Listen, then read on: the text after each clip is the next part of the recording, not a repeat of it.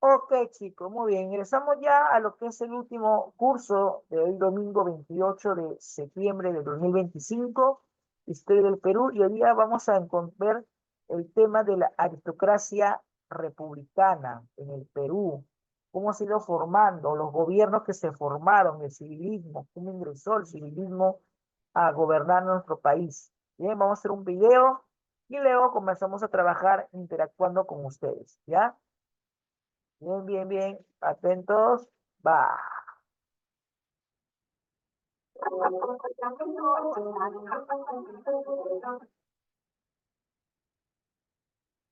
Hola, ¿qué tal? Hoy día vamos a hablar sobre la República Aristocrática, que es un periodo de la historia peruana en la que el poder estuvo ocupado por la oligarquía, por un grupo de poder muy reducido.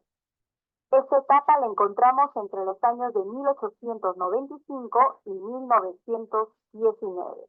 Comienza con el ascenso de Piérola y termina con el segundo gobierno de José Pardo y Barrera. Este gobierno estuvo marcado por el poder de la oligarquía. Ellos controlaban la economía del Perú, no obstante estaban supeditados al capital inglés. Cuando hablamos de la oligarquía, estamos hablando de la clase más adinerada del Perú. Estamos hablando de descendientes de familias europeas, bastante racistas, bastante clasistas, dueños de los mejores comercios, los mejores bancos, las haciendas, etcétera. Gran parte de la población peruana va a ser excluida de sus políticas públicas. Veamos algunas características políticas. El grupo dominante es la oligarquía. Estaba formada por la clase más adinerada del Perú. Era descendientes de familias europeas, criollos millonarios. Normalmente eran bastante racistas y bastante clasistas. Y todos ellos estaban agrupados en torno al partido civil. Monopolizaban el poder político, marginando a todos los sectores populares, especialmente a los artesanos, campesinos, la pequeña burguesía, los obreros, se vieron marginados de todo el crecimiento económico nacional. La característica económica de este periodo es que las exportaciones que predominaban en la República Aristocrática era la minería, se descubrieron nuevos recursos importantes que se comenzaron a exportar, a explotar, como el caucho, el petróleo, también se exportaban minerales, se exportaba en el sector agropecuario caña de azúcar, algodón, y en la ganadería exportaban las lanas del ganado vacuno y el ovino. Tenemos aquí familias muy adineradas, como por ejemplo los de la Piedra, que eran dueños de la hacienda Comalca, los Larco, los Gidenense, que era la sociedad agrícola más grande, la hacienda de Candamo, era la hacienda más rica del Perú. Los Leguía eran hacendados ricos en Cañete. Eduardo López de Romaña tenía más de 50.000 hectáreas de terreno en el sur. Los Fernandini eran dueños de minas.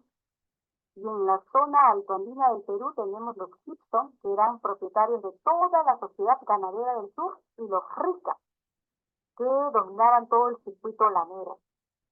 Para poder ellos incrementar sus economías, ellos desarrollaron distintas formas de explotación amparados en la política estatal. Practicaron el enganche, que es uno de los sistemas más comunes para contratar trabajadores para las minas o también para las haciendas. Se trataba de darle un anticipo, pagarle por su trabajo antes de empezar a trabajar. La mayoría de las veces este enganche se producía cuando el trabajador pasaba por problemas económicos y no le quedaba más remedio que asumir ese acuerdo. Otra forma de explotación es el llanaconaje. Consistía en el trabajo de las tierras de un hacendado, a cambio del derecho de una pequeña parcela para que él pueda vivir, subsistir, alimentarse con su familia. También tenemos a las furrerías. se capturaba a los habitantes nativos de la selva con la ayuda de los perros para someterlos a la explotación cauchera sin ninguna retribución. Aquí también tenemos otro sistema de explotación que es la habilitación, que consistía en adelantarle una miseria al trabajador para recabar el caucho. Como característica social, este gobierno de la República Aristocrática, de la oligarquía, se caracterizó por la exclusión de las clases trabajadoras. Ellos no tenían privilegios, no tenían derechos, porque todos los privilegios quedaban en manos de las haciendas y de los comercios.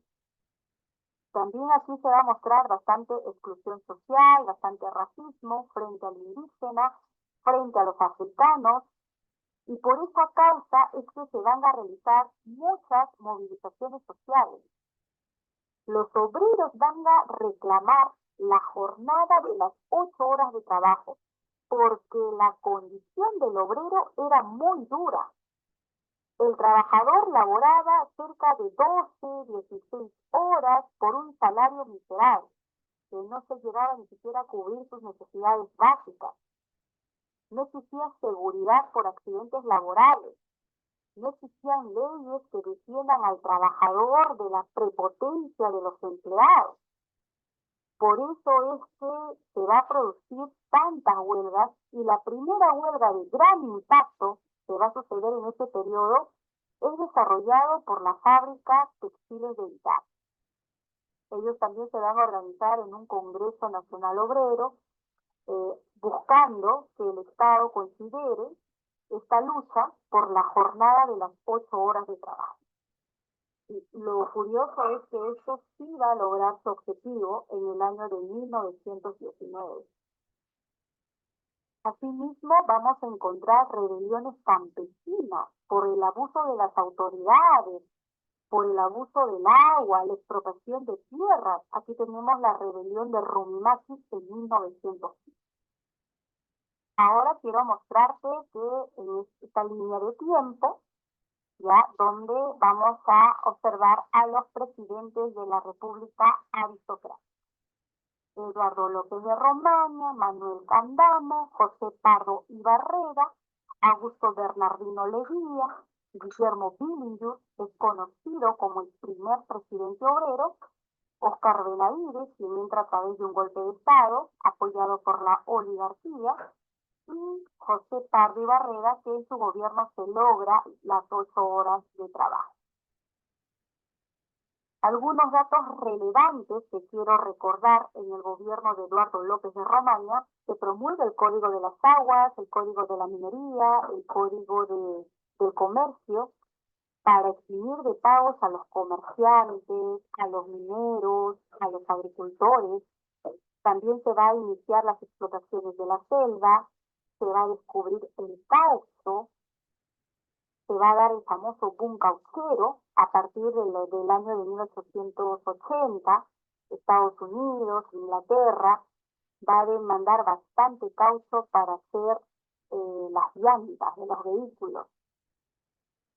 Se rompen relaciones diplomáticas con Chile. Ya habían pasado 10 años del Tratado de Ancón y Chile no llevaba plebiscito los territorios de Tacna-Yarik. Se instala la compañía de Cerro de Pasco Mining Company, logra tener bastante presencia. Es una empresa que va a explotar minas en la zona de la Sierra Central, y también se va a firmar el Tratado Osma-Villazón con Bolivia. Luego tenemos el gobierno de Manuel Candamo, que fue un gobierno que duró tan poco porque fallece a los 8 meses de asumir su mandato. Él va a ser líder del Partido Civil, va a ser un hombre comerciante muy interesante. Él va a iniciar una política ferroviaria, va a inaugurar en su gobierno el primer ferrocarril eléctrico transurbano, que sigue la ruta Lima-Chorrillos. Luego del fallecimiento de este presidente, Serapio Calderón va a asumir la presidencia y va a convocar a elecciones. Quien gana las elecciones va a ser José Pardo y Barrera. Él es hijo de Manuel Pardo de Lavalle, el fundador del Partido Civilista. En su gobierno se va a producir una gran movilización social obrera por la Federación de Panaderos Estrella del Perú. Ya te comentaba que no existía seguridad, no existían derechos, no existían leyes que defendiera al trabajador y también las condiciones de trabajo eran muy duras. Por eso es que se va a producir esta movilización obrera. También se crean escuelas nocturnas, se construye el ferrocarril La Oroya-Huancayo, se construye la cripta de los héroes para conmemorar a los caídos en la Guerra del Pacífico. También se permite por primera vez el ingreso de la mujer a la universidad. Esto ocurre en 1908. Entra al gobierno el presidente Augusto Bernardino Leguía. Su gobierno, que dura de 1908 a 1912, él va a dar la ley de accidentes de trabajo, pero no se va a concretar. También se va a producir la primera huelga en el Perú, que son los textiles de Encarce. También van a ocurrir muchos problemas limítrofes con todas las fronteras. Él en su gobierno va a firmar 2 tratados importantes. Este tratado que hoy pone límite a Perú y Brasil se llama el Tratado Velarde-Río Bravo. Asimismo va a poner límites con Bolivia con el Tratado Polo-Bustamante. Entonces, en el primer gobierno de Augusto Leguía se va a dar solución al problema limítrofe de Brasil y de Bolivia. Guillermo Billinghurst gobierna entre 1912 y 1914. Él va a ser considerado el primer presidente obrero del Perú. Él va a tener un gobierno claramente populista. Él decía, un gobierno para el pueblo, por el pueblo y con el pueblo. Dentro de su política de gobierno, él va a intentar hacer reformas al sistema electoral y permitiendo favorecer a los más pobres.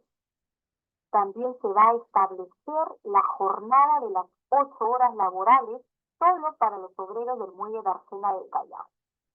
Y lo más interesante, él va a dar la ley del derecho a la huelga. Y ante la ola de huelgas que existía en ese tiempo, los civilistas lo van a derrocar a través de un golpe de Estado. Se va a hacer el golpe de Estado con el general Óscar Benavides. Aquí tenemos el gobierno provisional de Óscar Benavides, que va de 1914 a 1915. Cuando derrocaron del poder a Guillermo Billinghurst, se formó una junta de gobierno presidida por Óscar Benavides. Y el objetivo de este presidente va a ser convocar elecciones presidenciales. Va a tener un gobierno breve que dura cerca de un año, va a tener muchas dificultades porque va a estallar la guerra en Europa, se va a dar la Primera Guerra Mundial, también van a desaparecer las monedas de oro y de plata y se va a tener que elaborar billetes de papel. Quien gana las elecciones es Pardo y entra por segunda vez a la presidencia entre 1915 y 1919. Frente a las protestas, a las huelgas masivas, el gobierno va a tener que establecer las 8 horas de trabajo. Se implementa la libertad de culto religioso para los protestantes. Se brinda servicios de agua, de desagüe para las poblaciones. Se prohíbe también el trabajo para las mujeres y los niños. Asimismo, como estamos dentro de la Primera Guerra Mundial, el Perú rompe relaciones diplomáticas con Alemania. También se produce el levantamiento campesino Rumimaki. Este levantamiento va a ser dirigido por el coronel Teodomiro Gutiérrez. Él fue asignado por el presidente Billinghurst para informar sobre la situación de las haciendas en el sur del Perú. Y va a dirigir una rebelión que va a cuestionar la expropiación de tierras a causa de los gamonales. En el contexto donde a nivel internacional se comenzaba a demandar bastante lana, los hacendados trataron de aprovechar esta coyuntura para expandir sus haciendas, para apoderarse de tierras. Y en todo este panorama se da esta rebelión contundente de Rumimaki. El logro más importante que ha conseguido la clase obrera es las 8 horas de trabajo para todos los sectores. Y así termina este periodo llamado la República Aristocrática. Espero que les haya gustado la clase. Conmigo será hasta el próximo video. Ok, chicos, muy bien. De frente nos vamos a trabajar la... Ya, dame un ratito, dame un ratito.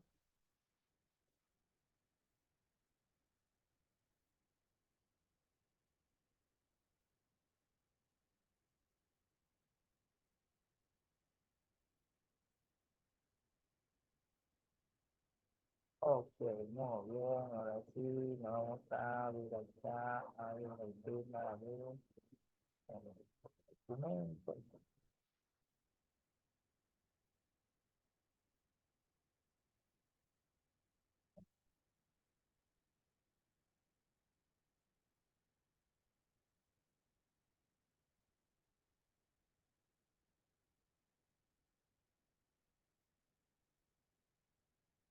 Ratito, chicos, que está el internet lento.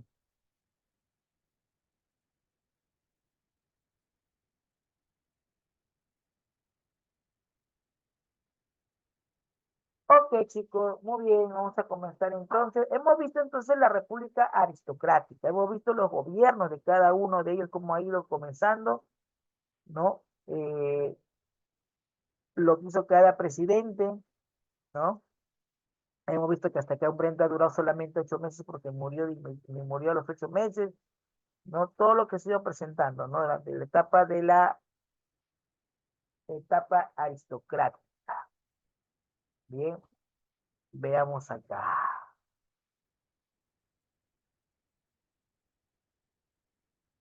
Ok, vamos a ver, vamos con Candamo.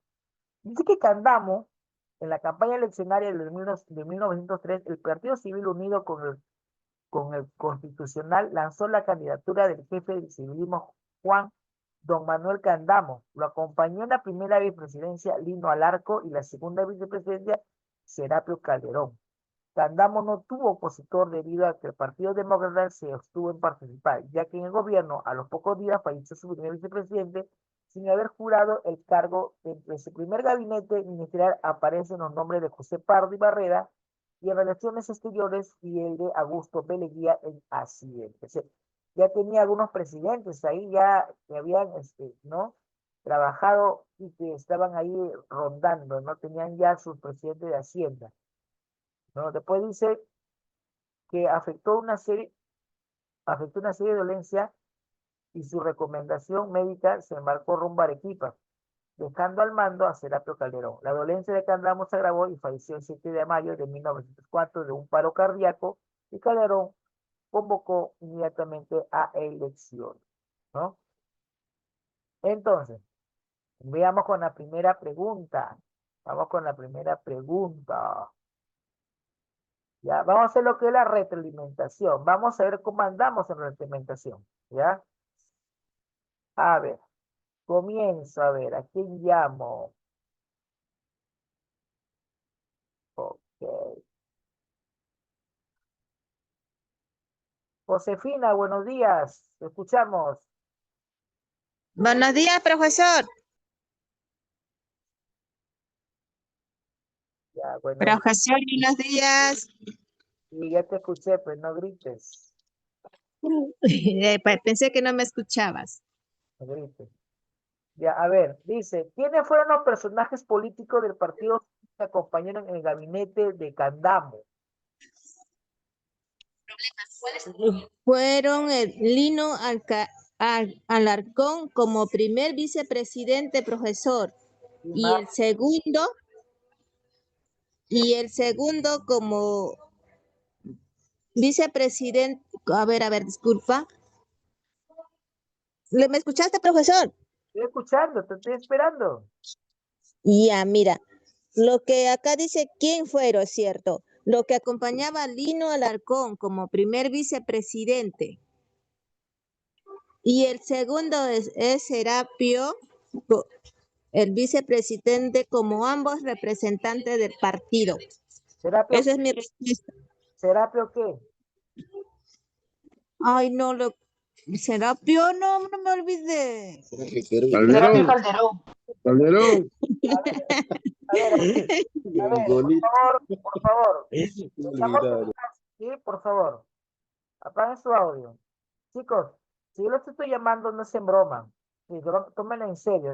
Estamos haciendo algo para aprender. Si no, para otra caso, yo tomo la metodología de anterior y hago la clase. ¿Sí? Yo estoy tratando de tomar es una intervención oral. Por favor. Serapio Calderón. Así se llamó el siguiente. Bien, ahí está. Entonces, fueron los dos que acompañaron en el gabinete. En el gabinete, a ver, vamos, vamos a ver otros puntos referente al tema. Vamos acá. Bien, acá tenemos lo referente al aspecto educativo cultural. Dice que Pardo y Barrera dedicó gran esfuerzo en desarrollar la educación en el país. Su visión estuvo dirigida a cambiar el nivel cultural del ciudadano, pero para ello se ocupó en construir escuelas y preparar maestros y educar a los adultos en las escuelas nocturnas. La educación primaria fue declarada gratuita, obligatoria y administrativa por el gobierno central. Era administrada por las municipalidades. Construyó 2.415 escuelas primarias y 200 escuelas secundarias. Fundó la Escuela Normal de Varones, formación de maestros, y la Escuela Normal de Mujeres, la Escuela de Artes y Oficios, Educación Técnica y escuelas nocturnas e industriales. Y permite el permite el ingreso femenino a las universidades. Crea el Instituto Histórico del Perú y la Escuela de Bellas Artes, la Academia de Música y el Museo Nacional de Historia. Bien. Ok. Acá hay una pregunta, vamos a ver qué tal lo hacen ustedes. Dice así, ¿qué función cumplen las funciones normales? ¿Cuál es la función? A ver, ¿quién me dice esa respuesta? ¿Qué función cumplían las escuelas normales? Yo, profesor Elizabeth Pongo. A ver, te escuchamos, Elizabeth. Ellos cumplían, profesor, o sea, la función que cumplían era la formación de maestros y profesores para la educación primaria y secundaria. Exacto, formación de docente, ¿verdad? Perfecto. Tanto para primaria y secundaria. Muy bien, Elizabeth, perfecto. A ver, ¿cuál fue el objetivo de Pardo al desarrollar la educación del país? ¿Cuál fue? Ahorita le acabo de decir. A ver, ¿quién me dice cuál fue el objetivo de él? Profesor, voy a contestar. A ver, te escuchamos. ¿Tu nombre? Carmen Díaz. A ver, Carmen, te escuchamos. ¿Cuál fue el objetivo de Pardo en desarrollar la educación en el país? Era cambiar el nivel de cultura de los ciudadanos. Muy bien, cambiar el nivel cultural. Muy bien, excelente.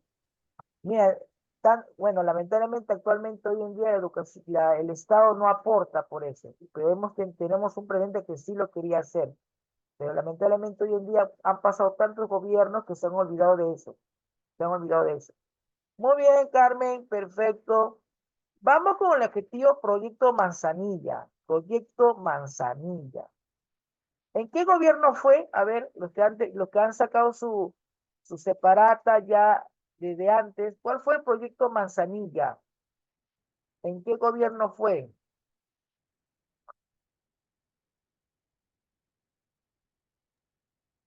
¿Puedo contestarle yo? Claro, claro, claro, claro. No hay problema, no hay problema. Era establecer reformas laborales. Dime, no te escuché bien, dime. Era para establecer reformas laborales. Épale, muy bien. Establecer reformas favorables. Como casi las 8 horas diarias, las 8 horas, ¿verdad? Laborales. Muy bien, excelente. Carmen, ¿verdad? Díaz. ¿Eh? Sí, soy Carmen Díaz. Sí, está bien, está bien, está bien. Muy bien, muy bien, muy bien. A ver. A ver, necesito una lectora. ¿Quién lee? Yo, profesor. A ver, te escuchamos. La huelga de los jornaleros del Callao, 1904. Hacia comienzos del siglo XX, el movimiento obrero apareció con mayor fuerza en la escena política y social del país. Consecuencia de este fortalecimiento del movimiento obrero fueron las huelgas, concurrentes dentro del periodo de la República Aristocrática.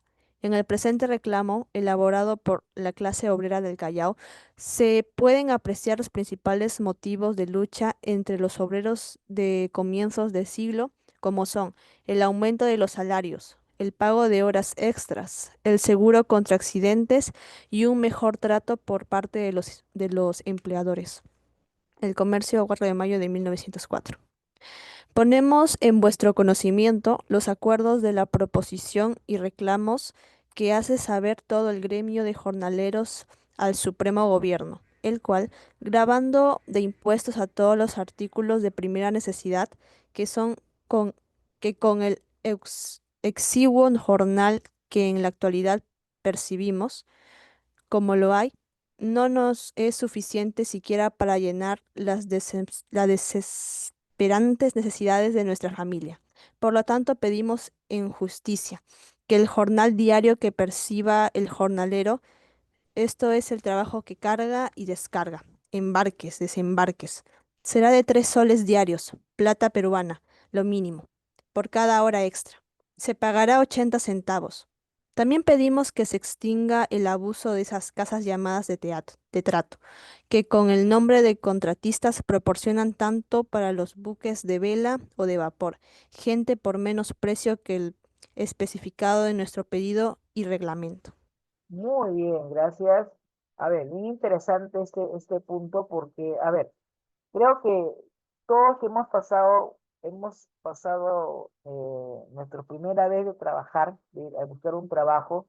Antiguamente, bueno, no sé si habrá, pero antiguamente había eso de que había un intermediario. ¿Se acuerdan que uno llamaba por teléfono y era una oficina y uno iba con sus documentos y tenía que pagar 10 soles y dejar sus documentos y que te decían que llenabas un formulario y que te iban a llamar? No sé si habrá actualmente, hoy en día todavía eso, pero eso es lo que pasaba con estas llamadas casas de tratos. Agarraban, te hacían pagar al pobre al jornalero y le decían, ya, ¿sabes qué? Paga este monto y luego te vamos a llamar. La clásica, ¿no? Espérate sentado que te llamamos, ¿no? Entonces, nunca lo llamaban, pues. Lo peor que si lo llamaban era de que lo que ellos recibían tenías que darle un porcentaje a esas casas de trato. Muy aparte de que el pago no era un pago justo, o sea, había gente que pasaba más de las 8 horas trabajando y no le pagaban las horas determinadas, ¿no? Y eso era un abuso, porque no les pagaban. No había seguro contra accidente. Una persona se caía, tenía un accidente, tenía que ir al hospital. No, o sea, el empleador, bien, gracias, manos cruzadas, ¿no? O sea, o sea, y eso fue el motivo también de las huelgas que se iniciaron, del por qué existía esto. Y eso también por parte, también como dice en el video, de que la República Aristocrática más bien a la gente de clase A, ¿no? Y a la gente que era el pueblo, era pues lo peor, ¿no? Y no le daba todos los beneficios. Lo que hoy en día actualmente se puede decir que hay, ¿no? O sea, hay y va a haber, así nosotros no querramos, pero lamentablemente estamos en una sociedad en que el grande quiere ser más grande y al pequeño lo quiere pisar, ¿no? Pero hoy en día ya las cosas han cambiado porque vemos, por ejemplo, gente que ya no vive en zonas exclusivas, sino en zonas, digamos, prósperas o que están cambiando su situación y que ahora están viendo esas necesidades y están respetando, obviamente, a los trabajadores, ¿no? Bien. Ok, entonces vamos con la primera pregunta. Dice, en el texto se sostiene que durante el gobierno de José Pardo continuó la civilización. ¿Recuerdas en qué consistió el proceso de la civilización y cuál fue el origen de dicho proceso? A ver, comencemos a googlear, ¿no? Por ahí he escuchado esa palabra. Vamos a googlear. A ver, me googlean y luego dos personas que me digan en qué consistió el proceso de la chilenización? A ver, le doy 2 minutos para que googlee. Entiendo, profe. ChatGPT.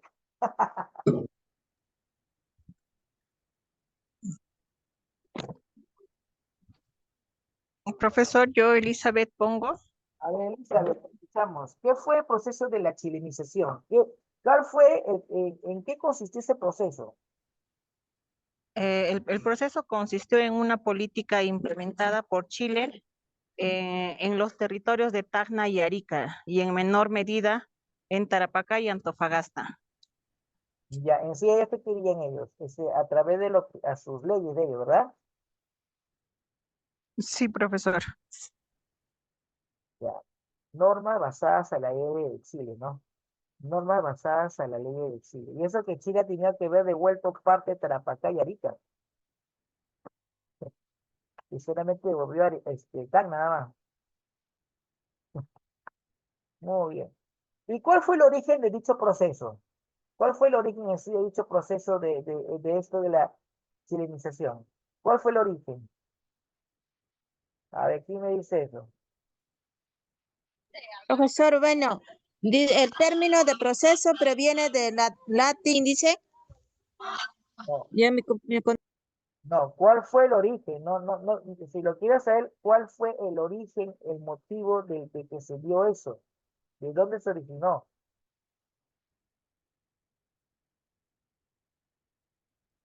Profesor, aquí dice, ya le leo, un Dime, momentito, ya, te ya le escucho, leo, le leo. Aquí dice que las causas principales eran dependencia económica, ya, presión social y política estatal. depen- dependencia económica, ¿qué más me dijiste? Presión social y política estatal.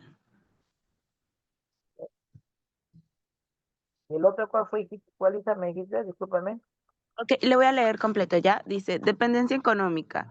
Gran parte de las riquezas chilenas salían al extranjero sin que el país recibiera lo justo.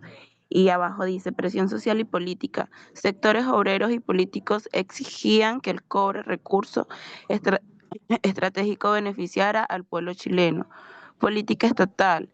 Durante el gobierno de Eduardo Frei Montalva, se impuso la idea de que el Estado entrara como socio en esta campaña. Eso es lo que dice. Ok, muy bien, claro. Lo que pasa es que los chilenos, recordemos que ellos tenían Arica, Tacna y lo que era parte de lo que es Antofagasta. Todos esos territorios eran, en realidad, había ciertos territorios también que eran de Bolivia, pero los chilenos obviamente ya sabían de que todo estaba ahí, todo lo que ellos necesitaban que era en sí. El motivo de la guerra con Perú era más por el guano, por el salitre, todo eso. Que ellos hacían esos cambios, pero nunca llegaban a manos de la gente necesitada. O sea, yo te hago trabajar, pero tú no recibes nada a cambio. Todo era para el Estado, ¿no? Y un poco que también afectó para el Perú, porque obviamente que en sí pertenecía a esa riqueza para el territorio peruano, ¿no? Pero eso llegó también a abarcar un poco en esa época de los gobiernos de José Pardo, ¿no? Por eso un poco José Pardo se le conoce también como uno de los presidentes que traicionó al país, ¿no? Bueno, acá dice un poco más referente a lo que leyó su compañera antes, dice, hacemos presente que si pedimos salario, médico y botica para todo aquel jornalero que se le malogre en el uso de sus funciones, es basado a nuestra conservación y riesgo personal. Y no exponemos a perder la existencia miserablemente. Clase obrera, 1 de mayo de 1904, Contrateras Carlos y Cueto Marcos, Historia del Perú, Contemporánea, cuarta edición, Lima, edición noticia 2007, página 257. Bien, bien. Acá les dejo esto para que ustedes lo terminen, referente a lo que se ha leído, de los jornaleros. Vamos de frente acá, a las preguntas. Nuevamente voy a llamar, vamos a hacerlo en forma dinámica para que todos puedan participar. A ver, a ver, a ver, a ver, a ver, a ver, a ver. ¿Quién fue la que leyó lo de del origen de la chilenización, que me leyó ahorita, su nombre.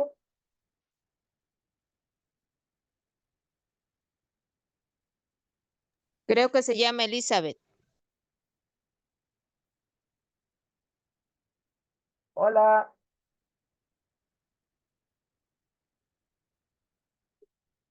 Angie, buenos días, Angie. Buenos días, sí, no, ya buenas tardes, ya. Angie, buenas tardes. Angie. Buenas tardes, profe. A ver, Angie, vamos a la primera parte. Dice, antes de ser presidente, fue catedrático de Derechos Constitucionales en la Universidad del Cusco y vocal en la Corte Superior y asume el poder tras la muerte de Manuel Candamo. ¿Quién fue el que asumió y mandó a elecciones? Eh, Serapio Calderón. Épale, muy bien, Serapio Calderón. Muy bien, hija, gracias. Excelente. A ver,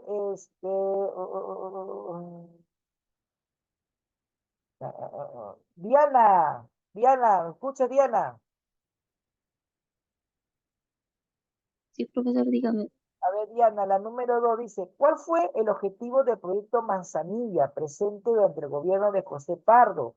Lo leyó una de sus compañeras. ¿Cuál fue el objetivo del proyecto Manzanilla presentado durante el gobierno de José Pardo?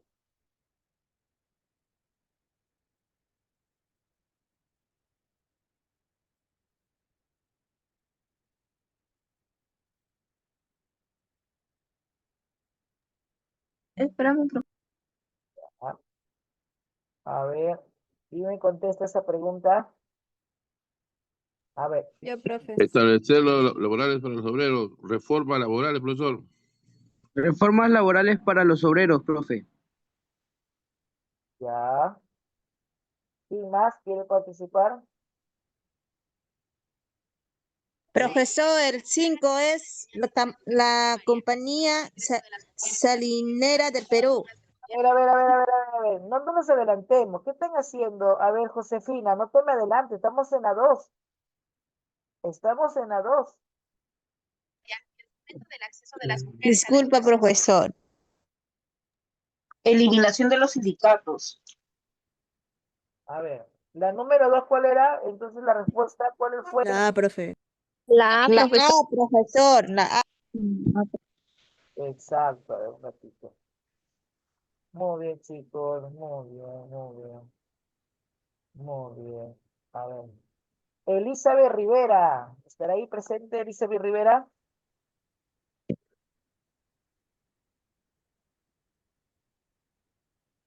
Dígame, profe.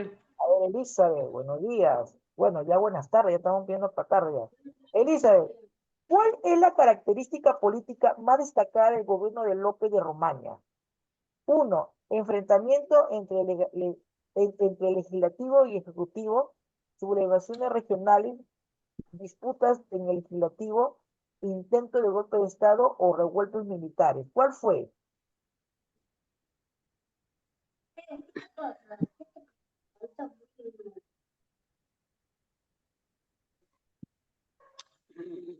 La C, profe. La C. Disputa del legislativo. No necesariamente. Te comento. El legislativo es el que da las leyes. Ejecutivo las ejecuta. Pero La A, profesor. en este caso, claro, la A por un enfrentamiento. La A, profesor. Iba a Sí, decir la profesor. La A, profesor, la A. A ver, escuchen, ajá, la A. Porque hubo un enfrentamiento entre los dos. Es decir, daban leyes, pero ¿qué sucedía? El ejecutivo a veces lo rechazaba porque no eran muy aceptadas, ¿no? Para el ejecutivo, ¿no? Decía, pero oye, pero me estás mandando algo bien, pero el legislativo le daba la contra.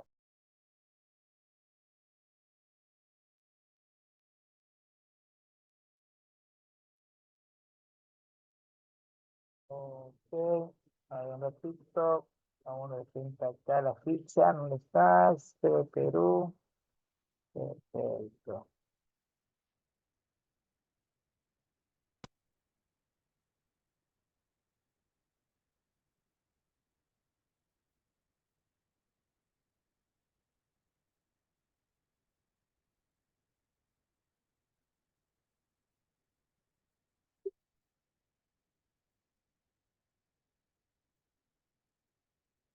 Úpale, no puede ser.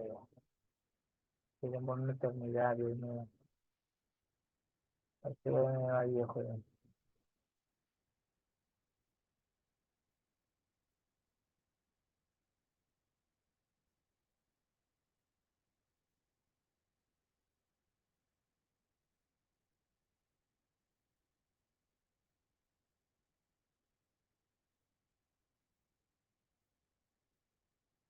Ahora.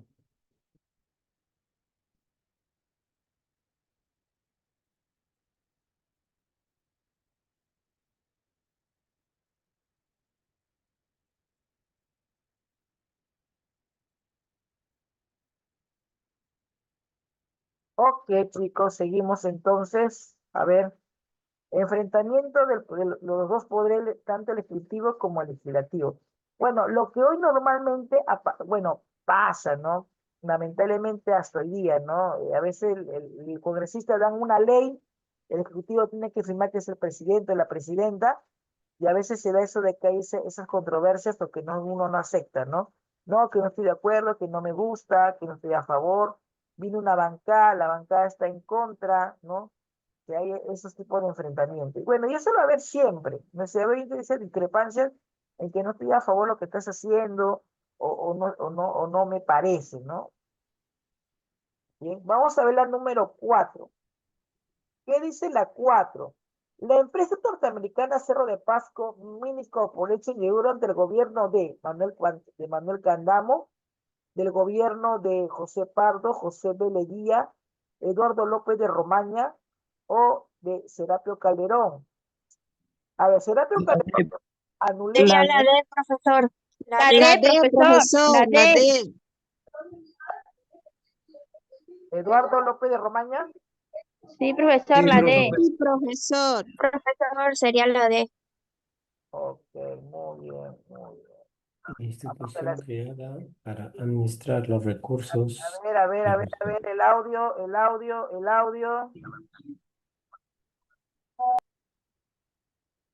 Veamos, dice ahí, institución creada para administrar los recursos del estanco de sal, Código de Minería, Escuela Nacional de Agricultura, Junta de Vial Fluvial, Compañía Salinera del Perú o Cerro de Pasco Mining Corporation.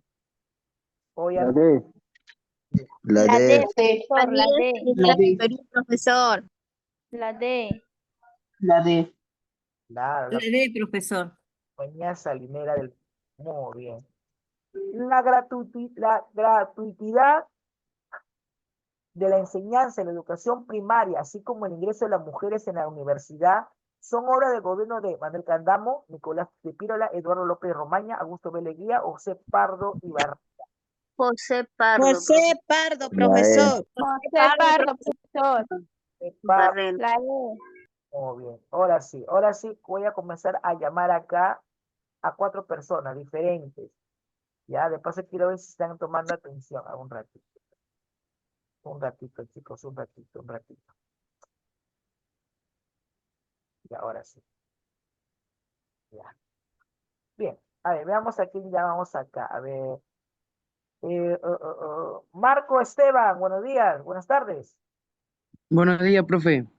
A ver, Marco, dice, la principal actividad de la República Aristocrática en la Sierra fue la minería, la industria fabril, la pesca industrial, la agroexportación o el comercio internacional. La A, profe, la minería.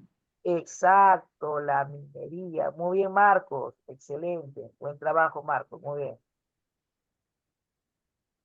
Claro, la minería. La minería, obviamente, porque estaban todo lo que es oro y plata, y eso es lo que le gustaba, pues, a la gente ricachona, ¿no? A ver.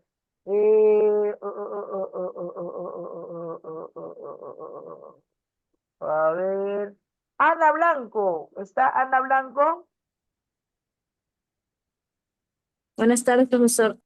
Buenas tardes, Ana Blanco. A ver, Ana Blanco, la 8 dice, José Pardo Ibarreda fue el cuarto presidente de la llamada República Aristocrática. ¿Quién fue hijo de, quién fue hijo de quién? De Felipe Pardo y Aliaga, Manuel Pardo y Lavalle, Francisco Pardo Mesones, Nicolás de Pirola o Mariano Ignacio Prado. ¿Hijo de quién fue? Mira que tiene el apellido de Pardo, o sea, de Pardo. Barrera no prueba porque Barrera es la mamá. Pardo, ¿quién fue? ¿De Felipe Pardo o de Manuel Pardo? De Manuel Pardo, pues creo. Manuel Pardo, claro. Y acá también hay una historia, para que sepan un poquito de historia, les comento. El papá fue el cobarde. ¿Saben por qué? Porque el papá cuenta que hubo una guerra con los chilenos, él se fue, supuestamente a comprar barcos. Y el hijo fue el valiente. Y ahí nace, mira, se dan cuenta que papá e hijo no son iguales. Por eso la historia dice de que el papá fue el cobarde, huyó. Mientras que el otro se quedó, no huyó. ¿Qué tal diferencia? ¿Qué tal diferencia?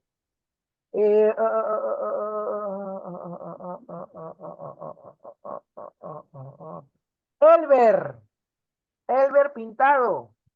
Sí, profe. Hola, ¿me escuchan? Sí, profesor. Elber Pintado, dicho. Elber Pintado. Elber.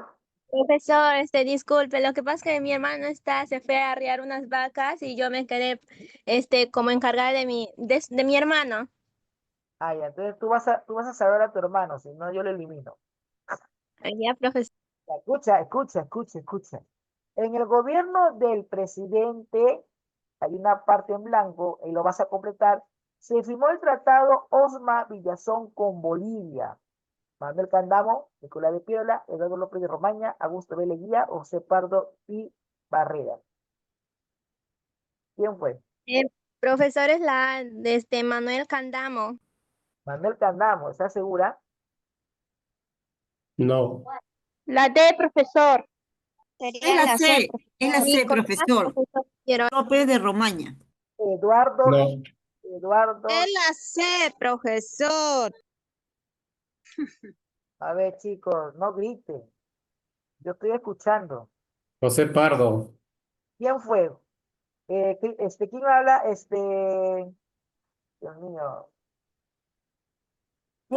Soy Carmen Díaz. ¿Le puedo contestar la respuesta, por favor? A ver, escucho. La D, profesor. Es la C y es Eduardo López de Romaña. No. A ver. Hay una. No. A ver, hay una. La B, profesor, Nicolás. Es José Pardo. José Pardo. ¿Y por qué? A ver, José Pardo, coméntame. ¿Tienes ahí la información? Todo con Pardo. ¿Tienes la información en la mano? Sí. A ver, léala, te escucho. El tratado de Osma Villazón fue tratado de límites firmado entre Perú y Bolivia en 1902 durante el gobierno de José Pardo y Barreda. No fue presidente en ese momento. Ya, entonces, Pero el tratado fue firmado en el gobierno de Eduardo López de Romaña. exacto, a eso yo iba a decir, muy bien, dato muy importante, no confundamos presidente cuando yo no era presidente, yo he estado ahí, sí, pero no era presidente, era solamente de la comitiva, ya, es lo que pasaba con con el gobierno de, ay Dios mío, a ver, yo hasta ya, tantos nombres ya me estoy mareando ya, en caso del gobierno de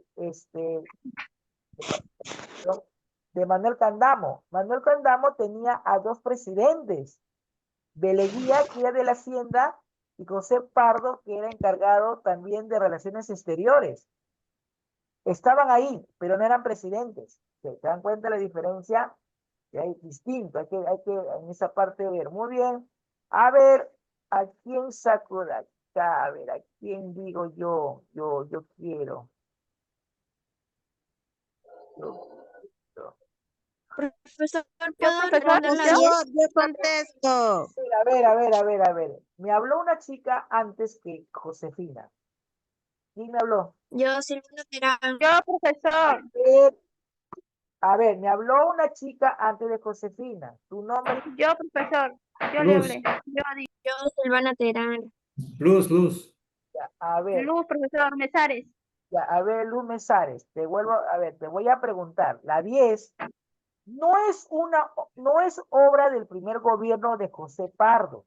Instituto Histórico de Perú, Escuela Superior de Guerra, Federación de Obreros Panaderas Estrella del Perú, Proyecto Manzanilla o Tratado de Ancón. ¿Cuál no es obra del primer gobierno de José Pardo? La E, profesor. A ver, por 10 millones de dólares. ¿Quién dice acertó, profesor? Yo. ¿Acertó? Acertó. ¿Por qué? A ver, dime. Si lo tienes en la mano, infórmame, a ver. Ya. El Tratado de Ancón fue firmado en 1883 durante el gobierno de Miguel Iglesias después de la Guerra del Pacífico. Este tratado estableció la paz entre Perú y Chile y cedió a Chile el departamento de Tarapacá. Muy bien, aplauso para su compañero, excelente. Muy bien, muy bien, muy bien, muy bien, muy bien. Aplauso, compañero. Aplauso para mi compañero. Excelente, claro. Muy bien, Luz, excelente. Ya, profesor. ¿Viste la luz? Justo Por ya fin salió se hizo la solcito, igual luz profesor. Sí, porque y se hizo la luz. te llamé antes y no había apagón. Ahora tú sales sin luz. Muy bien. Profesor, me fui al baño y dejé mi celular en la mesa. Ah, ya, mejor. No lleves al celular al baño. No, no, no, no, no, no. Ya, profesor. Muy bien, Luz, muy bien. Dice, advertencia, dice, la muerte del presidente Manuel Candamo se produjo por un mal cardíaco, pero según los estudios médicos también sufrieron un cáncer del píloro, abertura inferior del estómago que no se había generalizado. Que para que tengan cierta información referente a la muerte del presidente Manuel Candamo, ¿ya? Cositas que hay que también tomar en cuenta, ¿ya? ¿Ok? Bien, chicos, bueno, tarea solamente la lectura que tienen que ustedes que contestar estas preguntas de lo que han leído referente a la huelga de los jornaleros del Callao en 1904. Esa es la tarea en historia, en geometría tienen son 4 ejercicios nada más que tienen. A ver, para terminar, chicos, la otra semana es examen. Por favor, les pido la mensualidad. Si es que yo les envío un mensaje, por favor, no se enfadan, no se molesten, pero recuerden que así como ustedes tienen obligación en casa, nosotros también dentro de la institución también tenemos obligaciones también de cancelar a las personas que trabajan con nosotros. Entonces, yo les pido, por favor, no espera a última hora, por favor. Y si es que por ahí tú ya estás al día en el pago, manda un mensaje, profesor, sí, ya estoy al día, le mando la captura de mi pago. Mire que es normal. Nos evitamos incomodidad de ustedes, ¿no? De que de repente se estén incomodando, ¿no? De que le estén enviando mensajes, yo lo entiendo, pero también quiero que ustedes entiendan también por qué lo estamos haciendo.